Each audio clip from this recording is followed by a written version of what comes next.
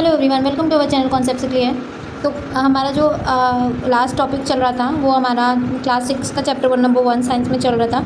और हमने कल फूड बाय एनिमल्स की बात कर ली थी। आज हमारा टॉपिक रहेगा food culture in different region of India. चलिए स्टार्ट करते हैं। Indian food offers tremendous variety, reflecting in the richness and the diversity of the people. The staple food in different part of India differ with their climate. In northern part of India, the main meal consists the chapati, pulses, legumes, meat, etc. अब देखिए बेटा ये क्या कह रहा है कि जैसे कि हमें पता ही है हमारे इंडिया में बहुत वैरायटी, बहुत सारे डाइवर्सिटी ऑफ पीपल रहते हैं, बहुत सारे रिलीजन्स, हिंदू, मुस्लिम, सिख, ईसाई और भी टाइप के रिलीजन्स के पीपल्स रहते हैं और उनके अकॉर्डिंग सबका खान पीन अलग अलग रहता है। मीन्स रीजन्स के अकॉर्डिंग भी आपका फूड वैरायटी अलग अलग हो जाती है। ठीक है, अगर आप देखें कि नॉर्थ पार्ट में the main meal consist chapati, pulses. North side में, नॉर्थ किधर पड़ता है आपका, नॉर्थ यहाँ पे पड़ता है मेनली। तो यहाँ पे आप देखेंगे कि चपाती, पल्सेस, लेग्यूम्स, मीट और ये सब चीज़ें। On the other hand the eastern part of the India, rice as a staple food which is enjoyed with fish curry, pulses. वहीं ईस्ट साइड में देखेंगे तो आप देखेंगे फ़िश करी, पल्सेस ये सब यूज़ किया जाता है। Tea is the common beverage और the both eastern and northerns. Mainly आप जो है ज़्यादातर रीजन्स में कॉमन यूज़ किया जाता है। Delicious idli made from rice dosa with sambar prepared from pulses and variety vegetables make traditional meal with South India. South India का हमारा मेन मील क्या है? इडली, डोसा, राइस, सांबर ये है। In the western part of the India, the daily diet is very similar to that the northern India. However, in the some part of the northern India, chapati is made wheat maize, whereas in western chapati is mostly prepared with millet. ठीक है, तो different part में और different तरह से हमारी चपाती भी बनाई ही जाती हैं। ठीक है, it is important to note that Indian food has wide variety which help making important combination of nutrients in our diet. और इससे होता क्या है, हम different type of varieties of food खाते हैं और जिससे हमें कॉम्बिनेशन में न्यूट्रिएंट्स मिलता रहता है, हमारी डाइट में कंबाइन होता रहता है। Food habits of animal. अब हम बात करेंगे कि किस बिहाफ पे हमारे एनिमल्स की क्या फूड हैबिट रहती है और कैसे उनको फूड हैबिट के बिहाफ में कैटेगराइज किया जाता है। All the green plant prepared their food by the process of photosynthesis by using sunlight, carbon dioxide, air, water, minerals from the soil। मैंने पहले ही बताया था आपको, photosynthesis the process by which green plant make their food with the presence of sunlight, carbon dioxide, water and mineral also.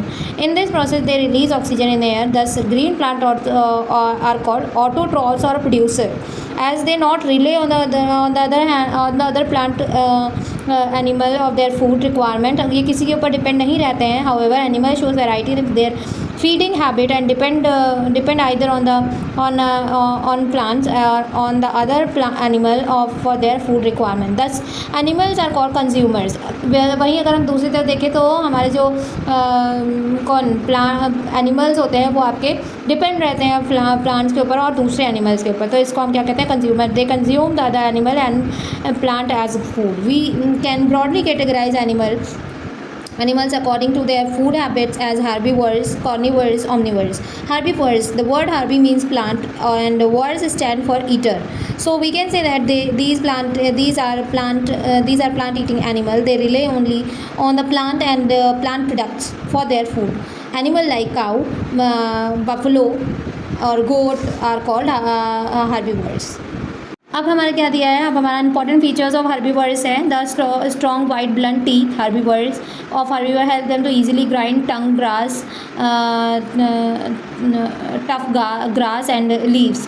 तो जो herbivores के जो teeth होते हैं वो बड़े होते हैं, जिससे कि वो हार्ड ग्रास को भी इजीली कट कर लेते हैं और च्यू करते हैं। Some herbivores like cow, camel, buffalo etc. have a specialized stomach which allow them to chew already swallowed food for second time, thus help them to digest tough food matter like grass and absorb nutrient from it। देखिए बेटा, होता क्या है कि कुछ herbivores के अंदर ये आपका एक स्पेशल फीचर होता है जिससे कि वो पहले ही फूड मटेरियल को अपने स्टमक में स्टोर कर लेते हैं, फिर धीरे धीरे जैसे जैसे उनको एडजस्ट करते रहते हैं, आराम से च्यू करते रहते हैं। आपने देखा होगा कि जो गाय होती हैं और जो बफेलोज रहती हैं वो क्या कहते हैं, वो बाद में पहले खा लेते हैं आराम से, फिर उसके बाद अपना मुँह चलाते रहते हैं। तो क्या है वो, और इस प्रोसेस को हम लोग रूमिनेशन कहते हैं बेटा।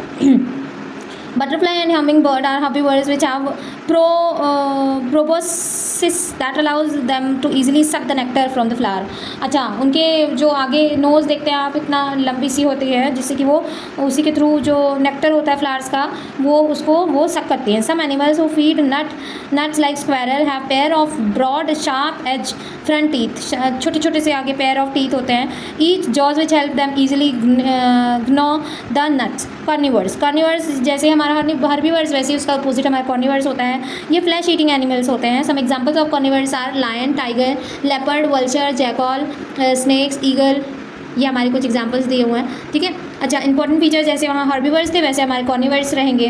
These animals have powerful jaws of sharp pointed teeth to firmly hold their prey. Their sharp claws them help them easily tear off flesh to the other animal। However, prey bird like eagle have sharp curved pointed beak to tear the flesh of their prey। ठीक है, तो जैसे कि ये carnivores हैं ही, तो ये दूसरे एनिमल के ऊपर डिपेंड रहेंगे। तो ये क्या करेंगे, इनके जो टीथ होते हैं बहुत ही शार्प और पॉइंटेड रहते हैं, जिससे कि वो फ्लैश को ईजिली कट कर पाते हैं और टीयर आउट कर लेते हैं, ठीक है। ऐसे ही अगर आप बर्ड की बात करें तो उनकी बीक्स बहुत ज़्यादा ही पॉइंटेड होती हैं, ठीक है। They use their claws to tightly hold the animal. और क्लॉज का यूज़ करते हैं, पंजों का यूज़ करते हैं, जिससे कि बहुत तेज़ी से किसी भी एनिमल को होल्ड कर पाते हैं।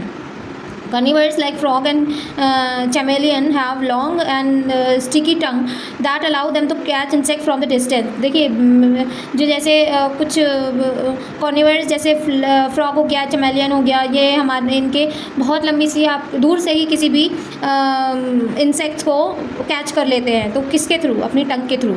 Carnivores fish like shark have many small sharp teeth that tear off the flesh of animal into small chunks।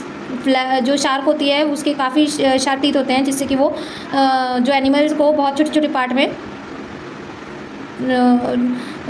तोड़ देती है। और ऑमनिवर्स, देखिए बेटा, कार्निवर्स हो गया, ऑमनिवर्स वो हर्बीवर्स हो गया। आप जिसके बीच की कैटेगरी के मतलब जो दो ऐसे कुछ एनिमल्स होते हैं जो कि दोनों की बाय लिंगुअल की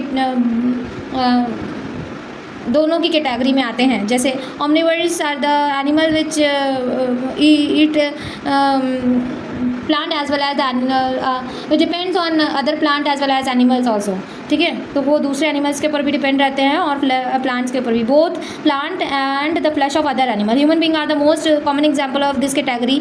हम भी देखते हैं क्या होता है, बहुत सारे लोग नॉन वेजिटेरियन होते हैं, तो उसमें वो क्या करते हैं, क्या वो वेजिटेबल्स नहीं खाते हैं। तो मीन्स वो फ्लैश ऑफ एनिमल्स के ऊपर भी डिपेंड रहते हैं, और कहे कि फ्लैश ऑफ एनिमल और अदर प्लांट्स के ऊपर भी डिपेंड रहते हैं। अब देखिए, important features of omnivores। They have specialised set of teeth that help them to feed both plant and animal. Some omnivores like crow have sharp and strong beak to eat their selected food, ठीक है। इनमें भी sharp teeth होते हैं जिससे कि selected food ही खाते हैं। In addition of this category of animal there are special category of animal bird organism to feed their dead animal, ठीक है। और इसके अलावा एक फोर्थ कैटेगरी भी होती है जो कि डेड एनिमल्स को खाती है। For example the vulture feed the flesh of dead animal. अच्छा, इनको हम डिकम्पोजर बोलते हैं बेटा। Such animals of the bird are called scavengers. Similarly, these are microorganisms. They feed on the dead and remaining plant and animal। अच्छा, कुछ micro organism भी होते हैं जो कि डेड प्लांट्स को खा लेते हैं। These microorganisms called decomposer, just like fungi, bacteria also। Interdependence nature, देखिए इसमें we can see that every living thing depends on the other thing for its food. Thus all the living component of nature are linked to one another forming a chain. This chain interdependence of living thing for their food is called food chain. The diagram given below simple example of the such linking that exists in nature. Every participant in the food chain plays an important role. If any one of them disappear due to activities like deforestation and fishing, hunting, etc., it completely disturbs the balance of nature. This affects the other dependent animal or may cause their death. Thus, we should not disturb the delicate balance of nature through our action. हम देखते हैं कि हमारे सारे के सारे animal, चाहे वो हर्बीवर्स हो, कॉर्निवर्स, ऑमनीवर्स हो और प्लांट्स हो, सब ही एक दूसरे के ऊपर डिपेंड रहते हैं, सब एक दूसरे से लिंक रहते हैं। तो इससे हमारा होता क्या है कि नेचर हमारा बैलेंस रहता है, नेचर का बैलेंस बना रहता है। अगर एक को भी, किसी को भी अगर हम ज़्यादा हार्म करेंगे और मींस एक्स्ट्रा या उनका यूज़ नहीं करेंगे तो हमारे अर्थ या हमारे नेचर जो रहेगा वो इम्बैलेंस हो जाएगा। और जिससे कि अगर हम एक्सेस यूज़ करेंगे किसी भी चीज़ का तो वो हमारी स्पीसीज़ ही ख़त्म हो जाएगी, ठीक है। और अगर हम उसका यूज़ नहीं करेंगे तो उसकी ओवर मीन्स एक्स्ट्रा हो जाएगी, ज़्यादा पॉपुलेशन हो जाएगी उस स्पीसीज़ की। चलिए अब देख लेते हैं। जैसे कि हमारा ये मेन सोर्स नेचुरल सोर्स और नेचुरल लाइट सोर्स दिख रहा है जो कि सन है। सन से हमें क्या मिला, फोटोसिंथेसिस के प्रोसेस से आपके प्रोड्यूसर्स ने वो क्या बनाया, अपने लिए फूड तैयार किया, ठीक है, और उनकी ग्रोथ हुई। अब इससे क्या हुआ, इससे हर्बीवर्स के जो भी एनिमल्स हैं उन्होंने प्लांट्स को अपने फूड के यहाँ पे लिया या खाया, ठीक है। अब हर्बीवर्स को किसने कंज्यूम किया, कॉर्निवर्स ने, ठीक है। अब क्या हुआ, अब ये हर्बीवर्स को हमारा ओमनीवर्स भी कंज्यूम कर सकता है, ठीक है। ओमनीवर्स तो हर्बीवर्स और प्लांट दोनों के ऊपर डिपेंड रहते हैं। जैसे यहाँ पे बेयर बना हुआ है जिसने डियर को भी कंज्यूम कर सकता है और प्लांट को भी खाता है। अब यहाँ पे डिकम्पोजर की बात आ रही है। डिकम्पोजर देखिए एरो दिख रहा है आपका, जो कि डिकम्पोजर्स क्या होते हैं कि कुछ ऐसे माइक्रो ऑर्गेनिज्म होते हैं जो कि ख़राब चीज़ों को कंज्यूम करते हैं, ठीक है। तो ये हमारा डिकम्पोजर में आ जाएगा। और डिकम्पोजर में अगर ये डेड होता है तभी भी ये इसको डिकम्पोज कर लेता है या कंज्यूम कर लेता है। और अगर आपके एनिमल डेड होते हैं तो डेड एनिमल को भी कंज्यूम कर लेता है। तो चलिए इसी के साथ साथ हम आज का ये जो चैप्टर है वो ख़त्म होता है। कल हम रहेगा तो इसकी जो एक्सरसाइज है वो हम आपको बता देंगे, और अगर हुआ तो बता देंगे, अदरवाइज़ आप इसका अपने आप से भी प्रैक्टिस कर सकते हैं, बता ही देंगे। चलिए आज के लिए हम इतना ही रखते हैं। Thank you so much. अगर आपको कुछ भी वीडियो समझ में आ रही है then please like share subscribe my channel.